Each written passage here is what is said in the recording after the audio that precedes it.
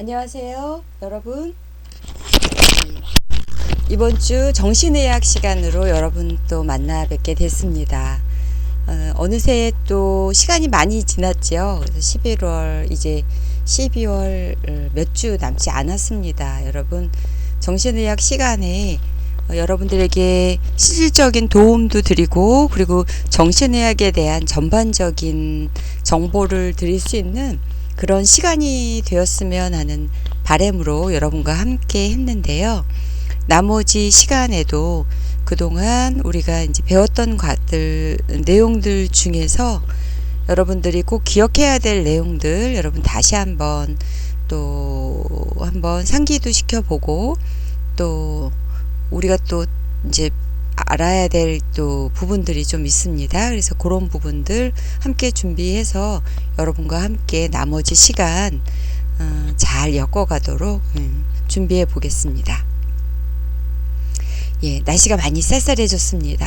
자, 이번 주에는요, 정신의학 11주차 수업에 해당이 됩니다. 오늘의 주제는 수면장애에 대한 이러한 정신과적인 이러한 문제를 가진 이 부분들을 우리가 살펴보겠습니다. 이제 이 수면을 이제 살펴보기 전에 저번 시간에 여러분과 함께 살펴봤던 내용들 다시 한번 살짝 한번 기억을 더듬어 보도록 하겠습니다. 자, 여러분 사회생활 하면서 많이 불안하시죠? 지나오는 과정들 속에서도 많이 불안하셨을 것이고요. 그리고 이제 앞으로 살아가야 될 많은 날들에 굉장히 불안한 일들이 굉장히 많을 거예요. 그래서 여러분 나름대로 자기 자신 안에 있는 불안이 어느 정도였을까? 이런 생각도 한번 첫 번째는 해보시고요. 또 내가 불안했던 이유는 무엇이었을까? 라는 것. 그렇다면 이런 불안을 내가 어떻게 떨쳐나가면서 더 행복한 생활을 할 수 있을까? 이런 생각을 한 번 더 해보셨으면 합니다. 그래서 여러분께 이제 그런 불안에 대해서 적어보는 그런 과제를 한번 드렸고요. 그리고 이 과제를 많이들 못하셨더라고요. 그래서 저번 주에 그 과제를 이번 주에 다시 못한 학생들은 마저 올려보시고, 또 잘하신 분들은 또 다시 한번 더 살펴보고 하는 그런 시간을 또 한번 가져보시기 바랍니다. 그래서 저번에 올리신 분들은 안 올리셔도 되고요. 저번 주차에 이제 올리지 못한 우리 학생들은 이번 주차에 이제 과제를 다시 또 내드리도록 하겠습니다. 자, 우리가 이런 이제 불안을 그림으로 그려서 우리가 한번 살펴봤어요. 여러분 기억하시지요? 이 불안이라고 하는 공이 내 삶에 있어서 정말 예상치 못한 곳에서 나와서 나를 미끄러지게도 하고 혼란스럽게도 하고, 또 내 내면의 저 깊은 곳에서 숨어 있는 게 바로 이 불안이라는 거였어요. 그래서 저번 시간을 통해서 우리는 그 불안이라는 것을, 불안의 끈을 잡아서 끌어올려야 된다라고 하는 그림책의 내용을 이제 봤습니다. 자, 여러분들 안에서도 그 불안을 좀 끌어내 보셨어요? 네, 끌어내다가 다시 넣을 수도 있겠고, 왜냐하면은 그 불안하면 불안할수록 그것의 그러한 형체는 더 크기도 하고 또 괴팍할 수도 있고 그랬었습니다. 그러나 그 구덩이에 있는 그 불안이라고 하는 것을, 끈을 살살 우리가 끌어내야 하는 게 우리의 과제이고, 그걸 끌어내서 살펴보아야 합니다. 그래서 덩어리가 어떤 색깔인지, 또 나는 어떤 거에 대한 불안을 갖고 있었는지 한번 물어보세요. 물어보고 또 살펴보면서 참 그렇겠구나, 그럴 수밖에 없었구나, 이러면서 불안과 대화를 하고, 그러는 시간을 갖는 과정을 통해서 불안이 점점 작아져야 하겠지요. 그러나 이제 이런 시간을 갖지 않게 되면 불안의 정체를 모른 채 우리는 불안에 이끌려서 언제 나타날지 모르는 불안에 두려워하는 그러한 상황에 이제 몰리게 될 겁니다. 그래서 여러분들이 더 많은 일을 해야 되는 그 복잡한 상황이 되기 전에 여러분들이 지금 이제 공부하는 시간에 자신의 내면을 좀 들여다보는 그런 시간을 꼭 가지셨으면 합니다. 그래서 그 불안을 옆에 두고, 그리고 불안을 이해하고, 그리고 그것이 정말 내 안에서 점점 작아지도록 여러분 한번 꼭 집중해서 해보시기 바랍니다. 자, 저마다 이제 불안에 대한 것들 여러분 한번 상기시켜 보고 불안과 만나는 그런 시간 여러분 가지셨을 것이라고 믿고, 자, 그래서 우리가 자가진단 테스트를 이제 하는 사이트를 제가 알려드렸어요. 그래서 이 사이트를 통해서 여러분 어떤 거를 해보셨나요? 보시면은 우울증 자가 테스트는 여러분과 해봤고요. 자, ADHD 여러분 들어보셨나요? 요것도 체크를 해볼 수 있겠습니다. 그 다음 스트레스를 스스로 이제 평가를 해보는 게 있고, 여기에 보면은 공황장애도 있습니다. 그리고 또 여러가지 이제 대인공포증에 관한 거, 사회불안, 또 발표 불안, 고독감, 분노조절, 외상 후 스트레스, 인터넷 중독, 또 치매 진단, 산후 우울증, 뭐 요 정도에 해당되는 부분들을 평가를 해보면 문제가 있을 때는 아무래도 이제 점수가 그렇게 이제 나타날 수밖에 없습니다. 그래서 이제 내가 어떤 여러분들 중에 분명 의심되고 걱정되고 하는 부분들이 다 있으실 거예요. 그래서 이런 자가 진단 테스트를 통해서 불안을 들여다 볼 수 있는 그러한 시간을 여러분에게 줄 것이고, 좀 더 쉽게 다가갈 수 있도록 돕는 도구들이 될 겁니다. 그래서 일단 내가 어떤 문제가 있는지를 바라보는 것, 그것은 현실을 바르게 바라보는 그런 가장 첫 번째 단계라고 할 수가 있어요. 그래서 무엇보다도 자기 자신을 에게 관심을 갖는 것이 굉장히 중요할 것 같습니다. 그래서 이러한 것들에 대한 치료법, 이런 것들은 자기 스스로 자기 안에 있는 그러한 이길 수 있는 그 힘이 있고, 그 힘을 잘 이끌어내야 이 모든 것들을 잘 이겨나갈 수 있게 됩니다. 자, 이런 측면에서 여러분에게 또 과제 내드렸던 거 있었지요. 그래서 이 중에서 여러분들 과제 체크 한번 해보시고 올려보시라고 하는 과제도 저번 시간에 이어서 못하신 분들은 체크하시고 올려보시기 바랍니다. 그래서 우리가 여러가지 불안장애 한번 살펴봤습니다. 앵셔티 디소더에 대한 부분들이 무엇이다 라고 하는 것 여러분 알게 되셨죠? 예. 그래서 우리가 불안이라고 하는 것이 정체가 뭔지 모르게 여러분 지냈었던 시간들이 있었을 거예요. 그래서 여기서 나오고 있는 뭐 범불안장애, 공포증, 공황장애, 강박장애, 외상 후 스트레스 장애, 또 급성 스트레스 장애, 뭐 이러한 장애가 있다라고 하는 것을 여러분 알게 됐다라고 하는 것은 그만큼 여러분이 어떻게 보면 아는 것만큼 자신에 대해서 더 자신을 돌볼 수 있는 힘이 생겼다라고 생각하시면 좋을 것 같고요. 그리고 이런 장애를 이해를 하면 여러분들이 이제 보건 전문인으로서 작업치료사로서 일을 하는 데 있어서의 이런 준비도 되고, 그리고 우리가 사는 사회에 대한 이해를 하기 때문에 여러분들이 살아가는 데 있어서 굉장히 도움이 되는 내용들이라고 할 수 있겠습니다. 그래서 이런 불안장애에 대한 것들을 이 내용들을 보니까 여러분들이 생활 속에서 다 조금씩 다 느꼈던 부분들이죠. 그쵸? 발표장애 같은 거 어떻습니까? 여러분 앞으로도 이제 이런 발표장애 굉장히 많을 거예요. 발표할 일이 이제 더 많이 늘어나기 때문에.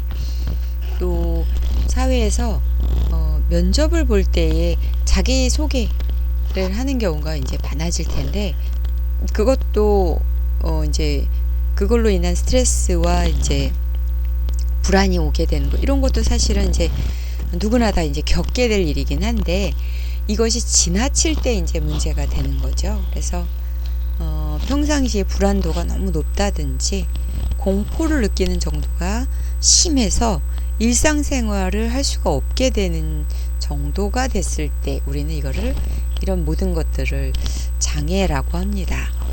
누구나 다 강박적인 게 있어요. 잘해야 된다라고 하는 그러한 것들. 그러나 그런 것들이 너무 지나치게 돼서 자신도 힘들게 하지만 주변 사람들도 힘들게 하고, 그리고 사회생활을 정상적인 사회생활을 하지 못하게 된다면 결과적으로는 자기 자신이 행복하지도 못한 삶이고 성공적인 삶을 살지 못하게 된다라고 하는 거죠.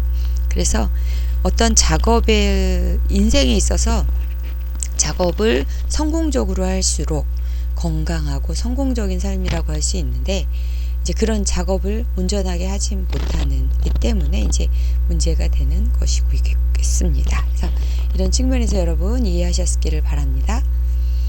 자, 그래서 범불안 장애에 대한 부분들 우리가 살펴보았고요. 자, 그다음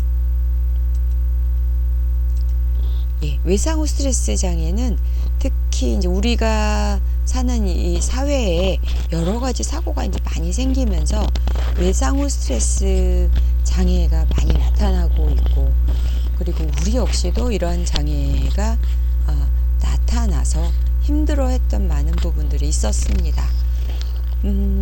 우리가 이제 코로나가 지금 이제 3차 대유행을 이제 맞이하게 되었다라고 지금 예상을 하고 있습니다.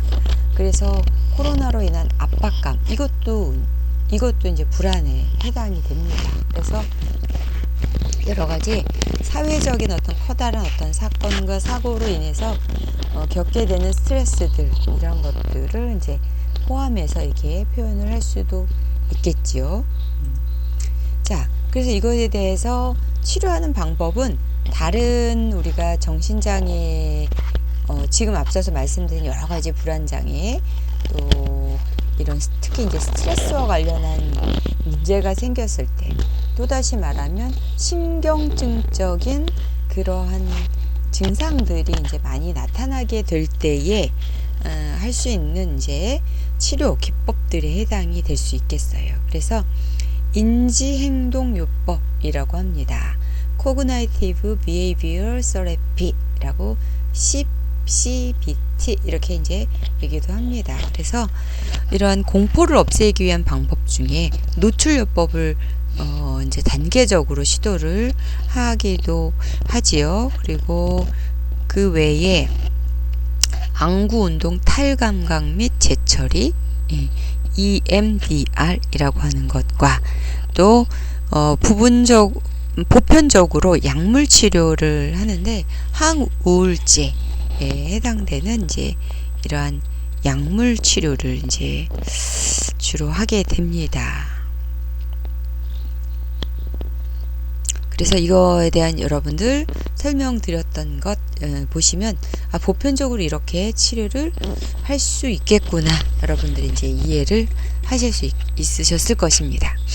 그래서 외상 후 스트레스 장애로 가기 이전에 우리가 이제 급성 스트레스 장애를 이제 보인다라고 했습니다. 그래서 이런 급성 스트레스를 가진 사람들 중에 이제 그것이 극복이 되지 않을 때에 이렇게 또 그 다음에 단계들로 증상들이 이제 악화될 수 있다라고 하는 것 여러분 보셨고요. 최근에는 이제 패닉 디소더에 대한 이 공황장애에 대한 이야기들을 이제 많이 하게 되죠. 그래서 결과적으로 사회적으로는 자살과 이제 연결되어지는 이제 일들이 이제 많이 있게 됩니다. 그래서 초기에 우울증이든 공황장애든 치료하는 것이 중요하고요. 더 이상 진전되지 않도록 이러한 치료와 노력을 기울이는 것이 이제 중요하다고 할 수 있겠습니다. 광장복 공포증은 우리가 이제 살펴볼 때 이제 사회 공포증과 같은 것과 좀 유사한 점도 있을 수 있겠는데요. 이 광장 공포증인 경우에 어떤 우리가 이제 일반적으로 외국 여행을 가게 될 때 여권을 잃어버렸다든지 그리고 이제 가방을 잃어버리는 경우가 꽤 많아요. 그럴 때 이제 순간적으로 이런 공포가 밀려들면서 그 판단력도 흐려지게 되고 뭐 이럴 때 이제 좀 경험을 해보는 경우들이 있습니다. 그래서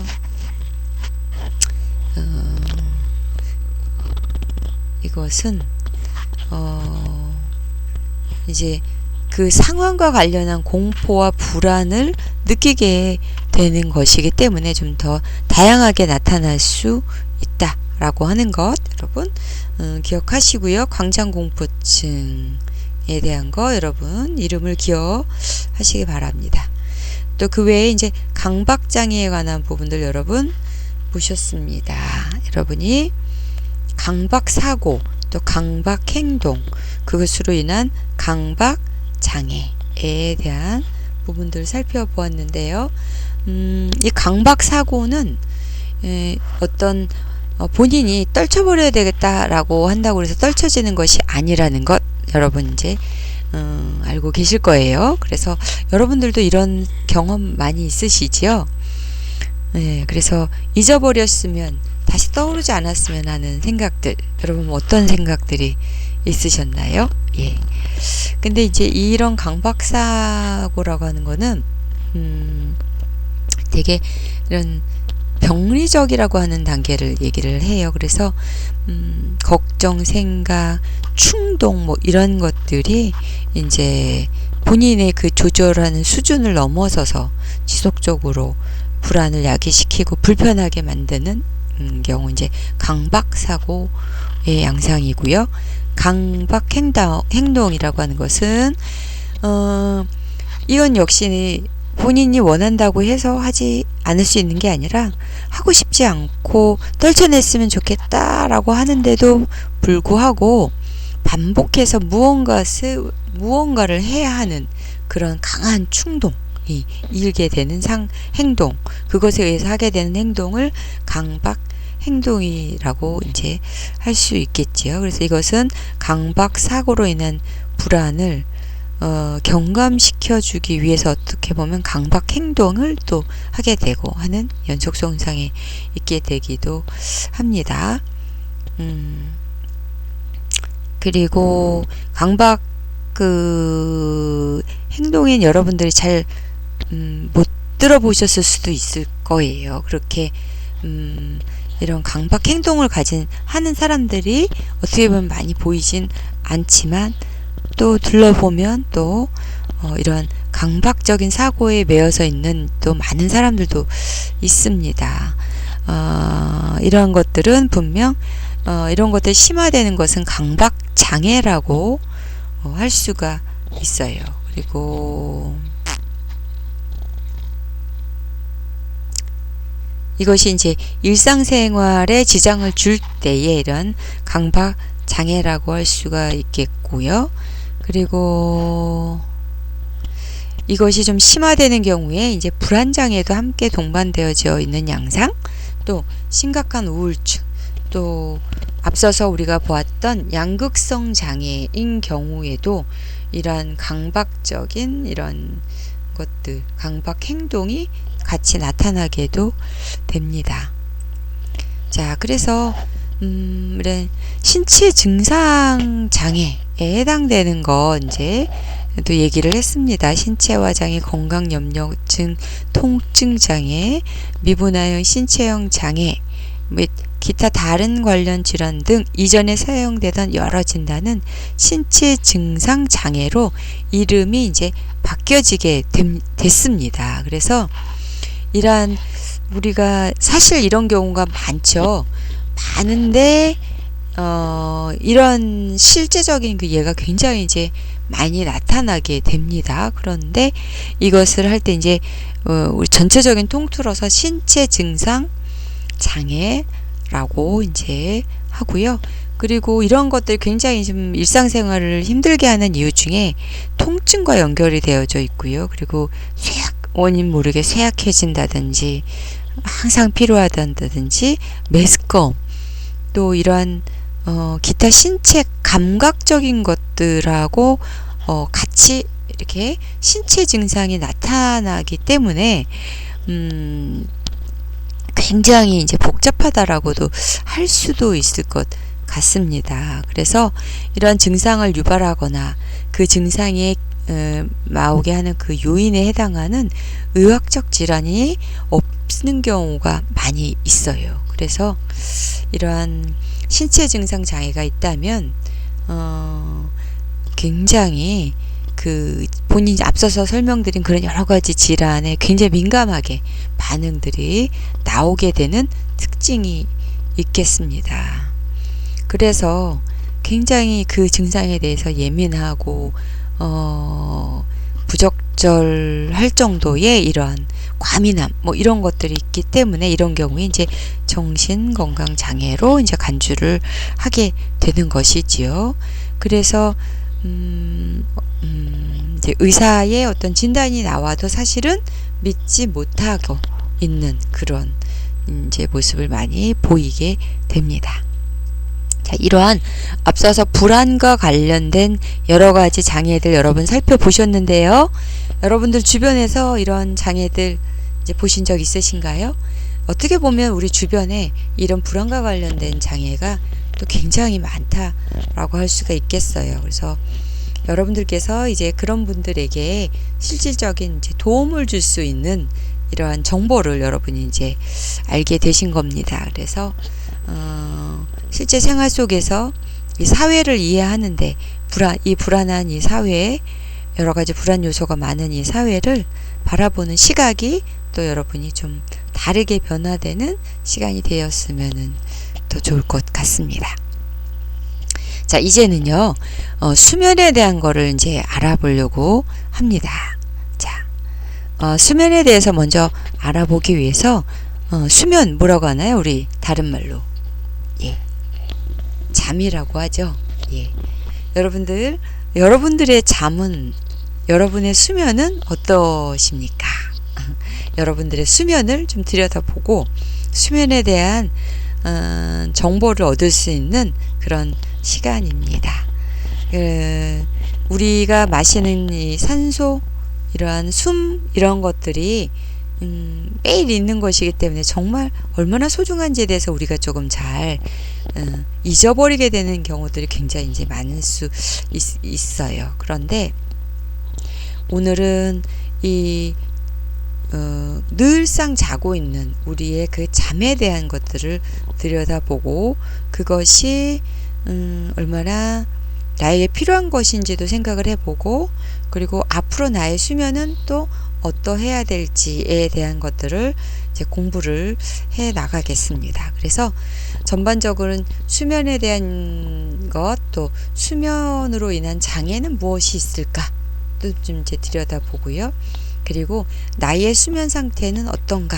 여러분들이 살펴보면서 실제적으로 수면을 위한 이러한 우리의 대처법에 대한 것들을 살펴보고 실제적으로 해보는 그런 시간을 이어가도록 하겠습니다. 자, 먼저 제가 수면에 대한 정보가 담겨진 영상을 준비했습니다. 여러분, 먼저 이거 한번 살펴보시기 바랍니다.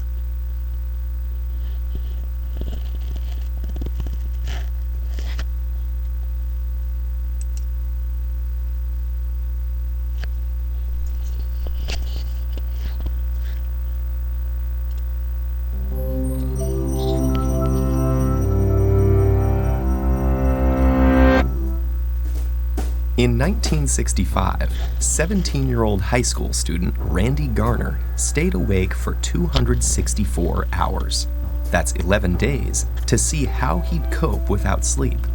On the second day, his eyes stopped focusing. Next, he lost the ability to identify objects by touch. By day 3, Garner was moody and uncoordinated. At the end of the experiment, he was struggling to concentrate, had trouble with short-term memory, became paranoid, and started hallucinating. Although Garner recovered without long-term psychological or physical damage, for others, losing shut-eye can result in hormonal imbalance, illness, and in extreme cases, death. We're only beginning to understand why we sleep to begin with, but we do know it's essential. Adults need 7 to 8 hours of sleep a night, and adolescents need about 10. We grow sleepy due to signals from our body telling our brain we are tired, and signals from the environment telling us it's dark outside. The rise in sleep-inducing chemicals like adenosine and melatonin send us into a light doze that grows deeper, making our breathing and heart rate slow down and our muscles relax. This non-REM sleep is when DNA is repaired and our bodies replenish themselves for the day ahead. In the United States, it's estimated that 30% of adults and 66% of adolescents are regularly sleep deprived. This isn't just a minor inconvenience. Staying awake can cause serious bodily harm. When we lose sleep, learning, memory, mood, and reaction time are affected. Sleeplessness may also cause inflammation, hallucinations, high blood pressure, and it's even been linked to diabetes and obesity. In 2014, a devoted soccer fan died after staying awake for 48 hours to watch the World Cup. While his untimely death was due to a stroke, studies show that chronically sleeping fewer than 6 hours a night increases stroke risk by 4.5 times compared to those getting a consistent 7 to 8 hours of shut-eye. For a handful of people on the planet who carry a rare inherited genetic mutation, sleeplessness is a daily reality. This condition, known as fatal familial insomnia, places the body in a nightmarish state of wakefulness, forbidding it from entering the sanctuary of sleep. Within months or years, this progressively worsening condition leads to dementia and death. How can sleep deprivation cause such immense suffering? Scientists think the answer lies with the accumulation of waste products in the brain. During our waking hours, our cells are busy using up our day's energy sources, which get broken down into various byproducts, including adenosine. As adenosine builds up, it increases the urge to sleep, also known as sleep pressure. In fact, caffeine works by blocking adenosine's receptor pathways. Other waste products also build up in the brain, and if they're not cleared away, they collectively overload the brain and are thought to lead to the many negative symptoms of sleep deprivation. So, what's happening in our brain when we sleep to prevent this? Scientists found something called the glymphatic system, a cleanup mechanism that removes this buildup and is much more active when we're asleep. It works by using cerebrospinal fluid to flush away toxic byproducts that accumulate between cells. Lymphatic vessels, which serve as pathways for immune cells, have recently been discovered in the brain, and they may also play a role in clearing out the brain's daily waste products. While scientists continue exploring the restorative mechanisms behind sleep, we can be sure that slipping into slumber is a necessity if we want to maintain our health and our sanity.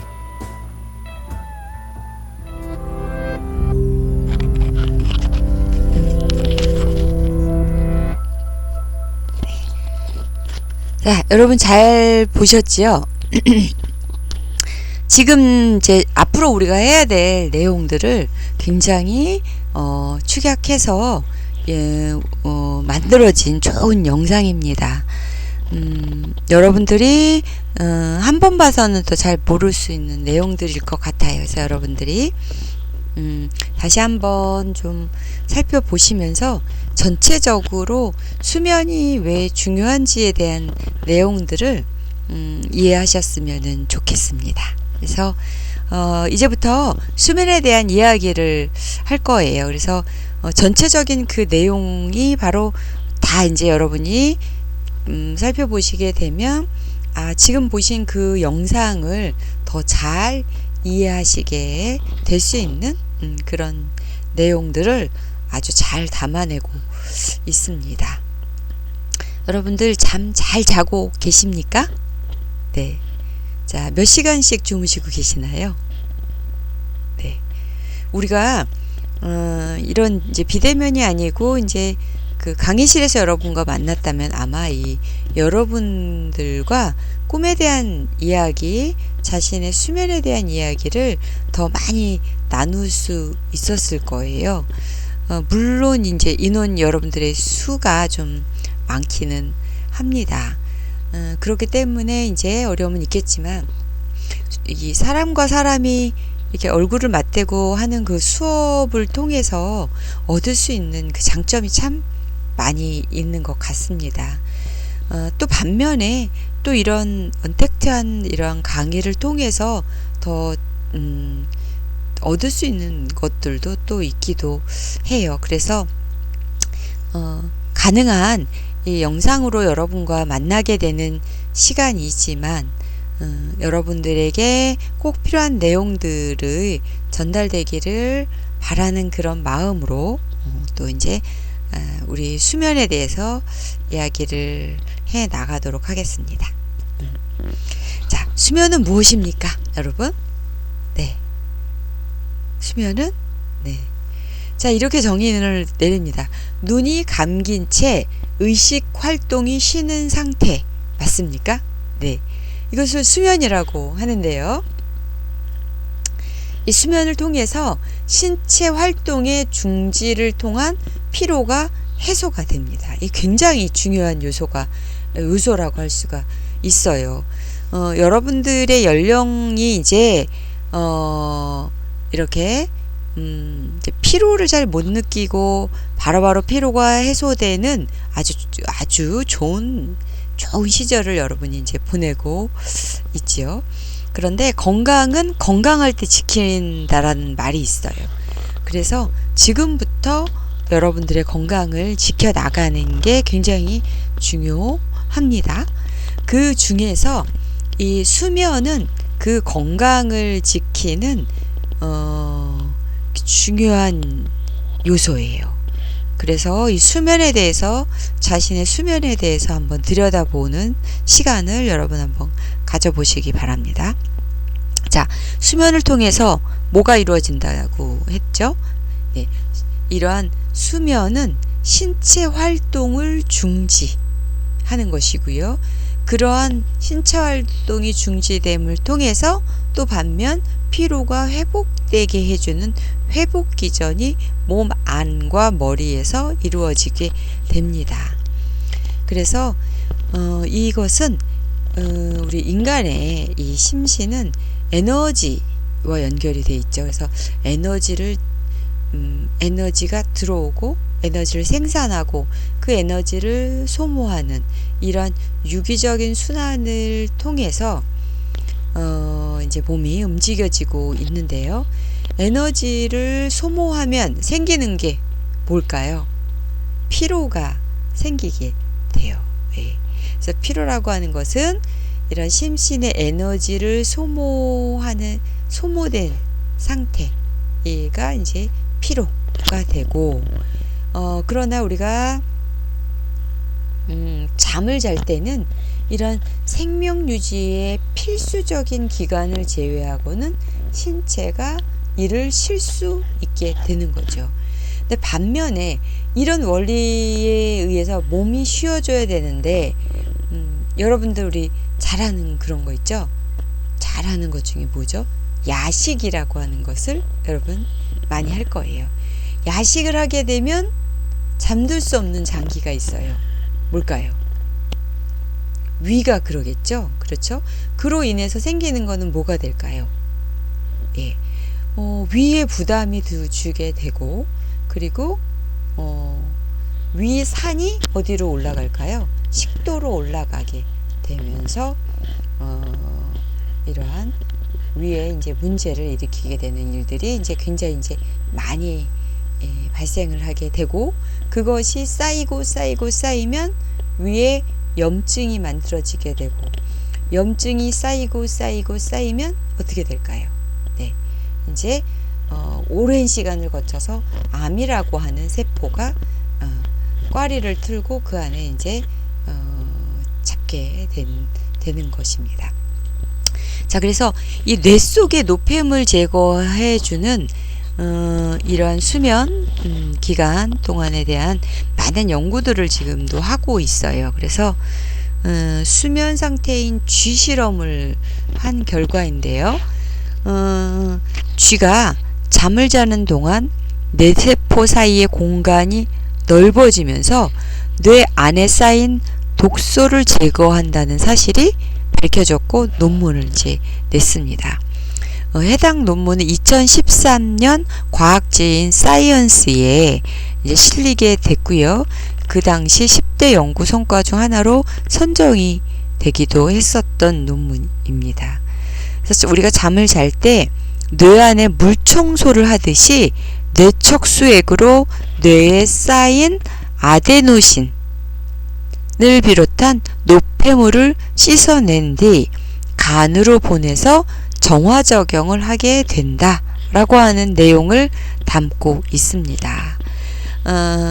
자, 뇌 안에서도 역시 노폐물이 많이 이제 쌓이게 됐는데, 그 대표적인 게 바로 이제 아데노신이라고 하는 이런 노폐물들이 쌓이게 되는데, 뇌와 뇌세포들의 공간들이 이렇게 벌어지면서 뇌척수액이 머리 뒤로부터 머리 전체를 돌아서 씻어내서 다시 어디로? 머리 뒤로 쭉 내려가서 다시 우리의 간으로 가게 됩니다. 어디 있나요? 간이. 예, 요쪽. 간이 우리 요쪽. 여기에 해당되는 요 간으로 다시 내려가서 간은 그것을 다시 정화시켜주고 하는 이러한 기능을 하게 되는 거죠. 그래서 이 머리라고 하는 것이 굉장히 우리의 뭔가 좀 어떻게 보면은 동떨어진 거라고 생각해 할 수도 있고요. 뇌에 대해서 별로 생각을 안 할 수도 있어요. 그런데 잠자는 동안에 이 뇌에서의 해주는 이런 역할을 통해서 우리 몸에서의 이 노폐물이 제거되는 이러한 기능이 있게 된다라고 하는 것입니다. 어떠십니까? 예. 수면을 통해서 굉장히 중요한 일들이 일어나게 되죠. 네, 그렇기 때문에 이제 수면은 굉장히 중요합니다.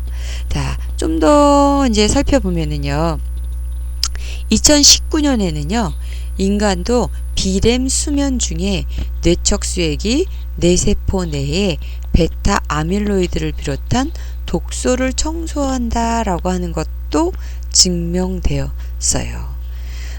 이 연구에서는 뇌 청소를 왜 잠을 자는 동안에만 하는지도 이제 밝혀냈다고 합니다. 그래서 일단 잠이 들면 뇌의 뉴런들이 순차적으로 활동을 정지하고, 활동이 정지된 뉴런은 많은 산소를 필요로 하지 않기 때문에 일시적으로 혈액 공급이 차단되고, 그리고 혈액이 빠져나간 자리에 뇌척수액을 들여보내서 노폐물을 청소한다 라고 하는 이런 원리를 이제 밝혀낸 거예요.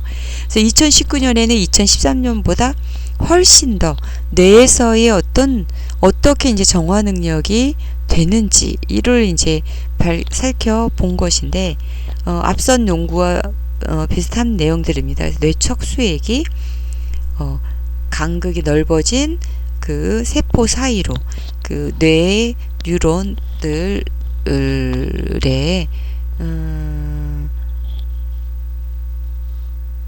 들에서 나타나고 있는 이러한 노폐물들인 아데노신, 베타 아밀로이드 뭐 이런 여러 가지 노폐물들을 청소를 이제 하게 되는데, 구체적으로 이제 뉴런들이 활동을 정지하게 되니까 이때에 혈액 공급이 조금 더 이제 흐르지 않으면서 그 사이에 내적 수역이 더 머릿속을 이제 돌면서 노폐물이 청소되게 되어진다 라고 하는 그러한 조금 더 자세한 설명을 우리에게 해주는 논문이라고 할 수가 있겠어요. 그래서 잠잘 때 우리는 뭘 하게 되냐면 꿈이라는 것을 이제 꾸게 되잖아요.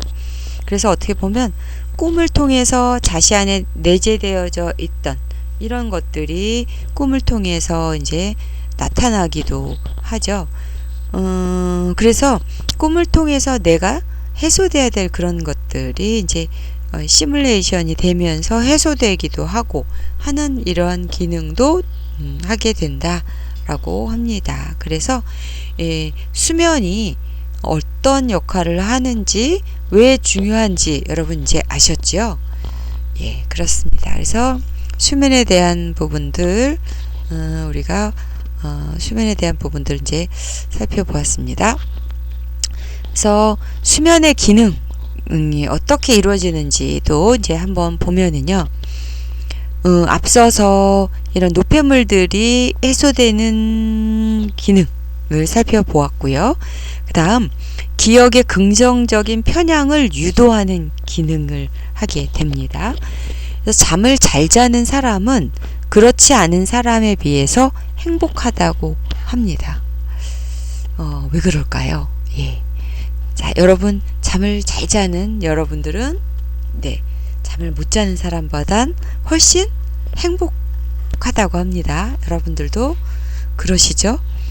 자, 왜 그러냐면 이는 잠이 직접적으로 사람을 행복하게 만드는 것은 아니고 기억을 긍정적으로 편향시켜서 행복하게 느끼도록 하는 일을 한다고 합니다. 그러니까 좋지 않았던 일, 뭐 힘들었던 일 이런 거가 있다 할지라도 잠을 자고 나면 어때요? 그런 것들이 순화되잖아요. 예. 그래서 잠은 필요한 것입니다. 그리고 우리가 잠을 자는 동안에 어떤 기억 이런 것들이 부정적인 것들도 방향을 이렇게 딱 틀어준다는 거죠. 긍정적으로 바라볼 수 있도록 긍정적으로 생각할 수 있도록 그런 역할을 하는 것이 바로 수면을 통해서 이루어진다는 얘기입니다. 실제로 연구 결과 잠을 충분히 잔 사람에 비해서 잠을 충분히 자지 못한 사람은 상대적으로 긍정적인 기억에 비해서 부정적인 기억을 더 잘하는 것으로 나타났다고 합니다. 이러한 기억의 긍정적인 편향은 사람을 더 행복하게 느끼도록 해주는 역할을 하는 것이죠. 그러니 우리가 매일매일 자는 이 잠이 얼마나 중요한 것인지 그리고 앞으로 자야 될 이 잠은 굉장히 잘 자야 한다라고 하는 것 기억해 보시기 바라고요. 그러기 위해서는 우리가 할 수 있는 일은 무엇일까요? 우리가 잠자는 환경을 돌봐야 될 거예요. 내가 정말 잠을 잘 자기 위한 그러한 여건에서 내가 그러한 습관을 하고 있는지 나는 어떻게 잠을 자고 있는지 여러분의 수면에 대해서 이제 살펴보시기 바랍니다.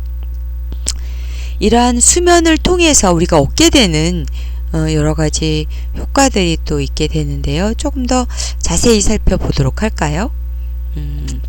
우리는 이 수면을 통해서 손상된 중추신경계가 회복되게 되고요. 또 수면을 통해서 성장 호르몬이 분비가 됩니다. 또 생존 기능, 본능적인 보존 기능을 하게 되고요. 기억을 저장하고 스트레스를 해소하는 그런 효과를 얻게 됩니다. 반면에 수면은 이러한 기능을 이제 갖고 있다라고 할 수 있는 것이죠. 자, 중추 신경계가 회복된다. 자, 이것은 우리가 낮 동안에 소모되고 손상된 부분, 특히 중추 신경계인 바로 이 뇌의 회복하는 그런 기능을 이제 얻게 되겠죠. 그 다음 성장 호르몬의 분비가 되는데 이 성장 호르몬을 분비시켜서 성장을 돕는 기능들, 이러한 것들이 있게 되겠습니다. 또한 낮 동안의 그런 생존 기능과 본능적인 기능을 잘 할 수 있도록 준비하는 시간을 주고요. 그리고 학습된 정보를 재정리하고 기억으로 저장하는 이러한 역할을 하게 됩니다. 그래서 이러한 주로 그 기억을 담당하고 있는 뇌의 해마의 그러한 재활성이 이루어지도록 돕게 된다라고 하는 것이지요. 그렇다고 보면, 자, 잠을 잘 못 자는 사람들은 아무래도 기억에 문제가 생기겠지요. 잠을 잘 못 자는 사람일수록 이러한 기억과 관련된 것들에 이제 장애가 올 수가 있겠습니다. 예를 들면 이제 치매인 경우도 잠을 잘 이제 못 잔다거나 아니면 기억에 장애가 생겨서 오는 질환이 바로 치매인데, 이 해마의 모양을 보면 이런 치매를 진단하는 데 있어서도 이런 정보를 또 알게 될 수 있는 되기 때문에 해마가 건강해야 우리가 기억 능력을 우리가 또 잘 유지할 수 있게 됩니다.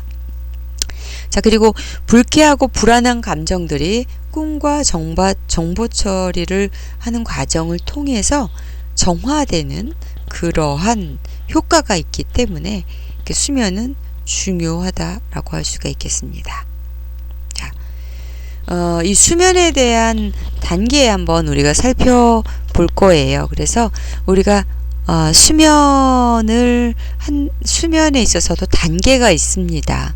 그래서 전에는 그냥 잠이라고 하는 것은 눈을 감았다 뜨면 잠이지 라고 생각했었더라면, 이제는 수면이라고 하는 것은 어떤 단계로 이루어져 있는지, 나의 수면의 질은 어떤지에 대한 부분들을 살펴보는 부분에 해당이 됩니다. 그래서 수면의 단계는 가수면 상태, 또 깊은 수면, 숙면, 또 렘수면, 이렇게 나눌 수가 있겠는데요.